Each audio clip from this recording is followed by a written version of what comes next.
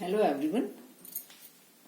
आज हम एल्गी में एसेक्सुअल रिप्रोडक्शन क्या होता है और कैसे होता है उसके बारे में आज हम जानेंगे।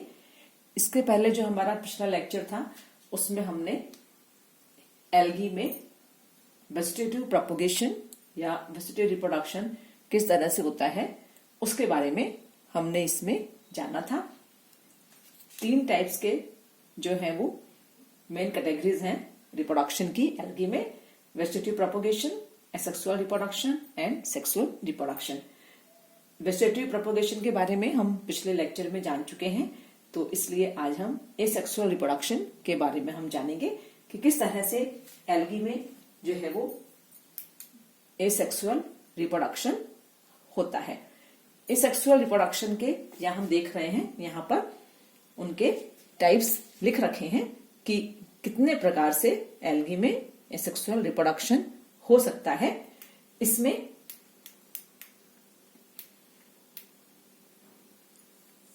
एक जो मेथड है वो है एसेक्सुअल रिप्रोडक्शन बाय ज़ूस्पोर्स, फिर है asexual reproduction by aplanospores and एक है asexual reproduction by hypnospores and asexual reproduction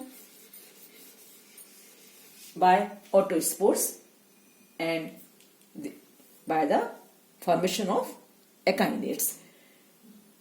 पहले हम बात करते हैं कि एसेक्सुअल रिप्रोडक्शन होता क्या है। What is the asexual reproduction?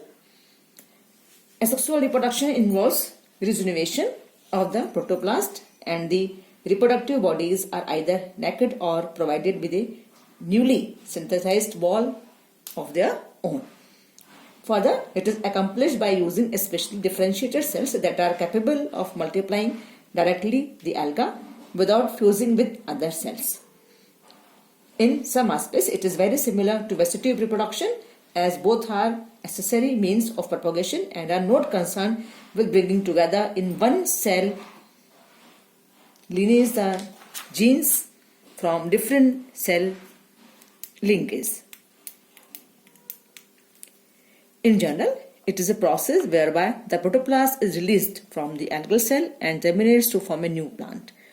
Asexual reproduction takes place by a variety of motile or non-motile spores, and they are maybe zoospores, aplonospores, hypnospores, autospores and by the echinates।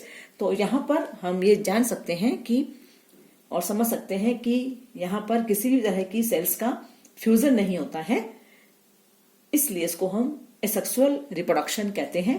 क्योंकि sexual reproduction में जो sales हैं उनका fusion होता है, gametes form होते हैं और गैमेट्स फ्यूज्ड होते हैं जेनेटिकली, और लेकिन एसेक्सुअल रिप्रोडक्शन में ऐसा कुछ नहीं होता। इसलिए जो ये है एसेक्सुअल रिप्रोडक्शन, इनके टाइप्स हैं जहां पर कि ज़ूस्पोर्स बनते हैं, एप्लनोस्पोर्स बनते हैं या हिप्नोस्पोर्स बनेंगे, ऑटोस्पोर्स या एकाइनेट्स, और ये खुद जो है ये पेरेंटल प्लांट का सेम प्रोटोप्लास्ट है और इसी के जर्मिनेशन से आगे एल्गी का नया प्लांट डेवलप होता है। तो सबसे पहले हम बात करते हैं बाय द फॉर्मेशन ऑफ ज़ूस्पोर्स, किस तरह से एसेक्सुअल रिप्रोडक्शन में ज़ूस्पोर्स हेल्प करते हैं। These are motile naked structure with 2 or 4 or many flagella. The flagella are usually inserted anteriorly, but rarely they are lateral in some brown alga. Zoospores जिस भी sporangium में, जहां पर भी जिस बॉडी में बनते हैं उसे हम ज़ूस्पोरेंजियम कहते हैं। ज़ूस्पोर्स जैसे अभी आपको बताया इस तरह से एंटीरियरली इंसर्टेड ये फ्लैजिला है, 2 या 4 फ्लैजिला वाले ज़ूस्पोर्स हो सकते हैं। These are zoospores in which flagella are anteriorly inserted, और इसी तरह से ये है लेटरली इंसर्टेड, लेटरल साइड से फ्लैजिला अराइज होती हैं, तो ये ज़ूस्पोर्स हैं। और ये जो ज़ूस्पोर्स जिस स्पोरेंजियम के अंदर बनते हैं, जहां पर ये बनते हैं, इसको हम कहते हैं ज़ूस्पोरेंजियम। ये ज़ूस्पोरेंजियम कहलाता है। तो इस तरह से हम देख रहे हैं कि ज़ूस्पोर्स जो है वो ज़ूस्पोरेंजियम में फॉर्म होते हैं। जिस स्ट्रक्चर में ज़ूस्पोर्स बनते हैं उसे ज़ूस्पोरेंजियम कहते हैं। जो एल्गी है उसकी जो सेल्स हैं जो ज़ूस्पोर्स बनाएंगी, यानी कि ज़ूस्पोरेंजियम है, उस ज़ूस्पोरेंजियम की जो प्रोटोप्लास्ट है वो कई बार डिवाइड होगा, मैट्रिटिकल डिवीजन होगा और एक के अंदर ही कई सारे स्पोर्स बन जाते हैं। कई बार ऐसा भी होता है कि एक ज़ूस्पोरेंजियम में एक ही ज़ूस्पोर बनता है और किसी किसी में ज्यादा डिवीजन होने से एक से ज्यादा ज़ूस्पोर्स भी बनते हैं।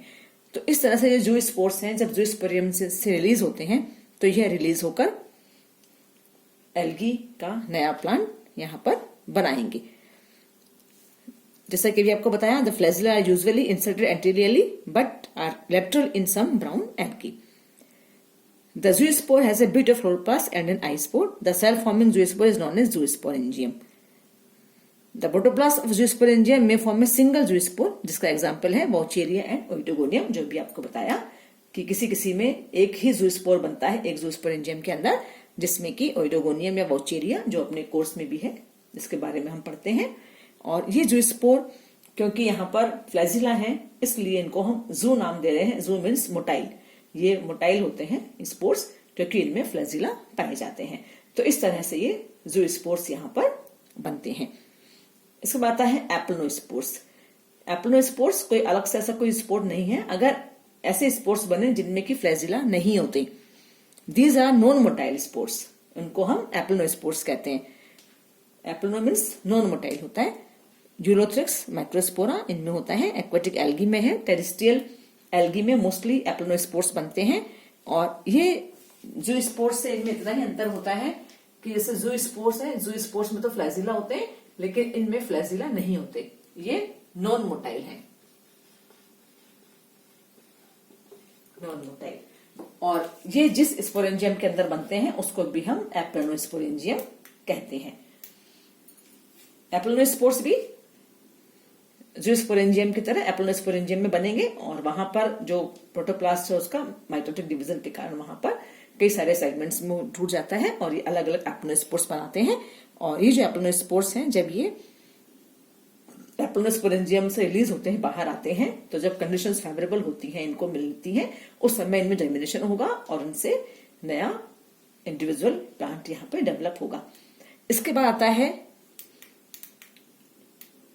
हिप्नोस्पोर्स। हिप्नोस्पोर्स क्या है? ये जो एप्लोनोस्पोर्स हैं जब ये अपने चारों ओर थिक वॉल बना लेते हैं, मोटी भित्ति बना लेते हैं, thick walled aplanospores are known as hypnospores. ये जो एप्लोनोस्पोर्स हैं, ये एप्लोनोस्पोर्स जब थिक वॉल बना लेंगे, जैसे कि ये एप्लोनोस्पोर थिक वॉल बना लेगा अपने चारों ओर, जो थिक वॉल बनने के कारण ये जो बहुत ही एडवर्स कंडीशंस होती हैं, अनफेवरेबल कंडीशंस में ये अपने आप को पेनिट्रेशन करके रखता है, बचाए रखता है, इसी को एप्लोनोस्पोर्स कहते हैं।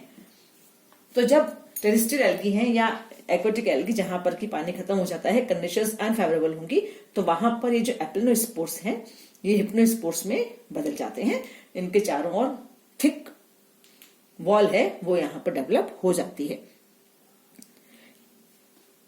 ये जब कंडीशंस फेवरेबल होंगी, इनकी वॉल डिसॉल्व होगी और ये जो एप्लोनोस्पोर है, इस एप्लोनोस्पोर में जर्मिनेशन होगा और उससे नई एल्गी का प्लांट यहाँ पे डेवलप होगा। इसके बाद आते हैं ओटोस्पोर्स।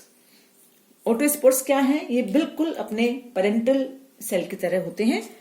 The aplanospores with structure similar to the parent cell are called ओटोस्पोर्स।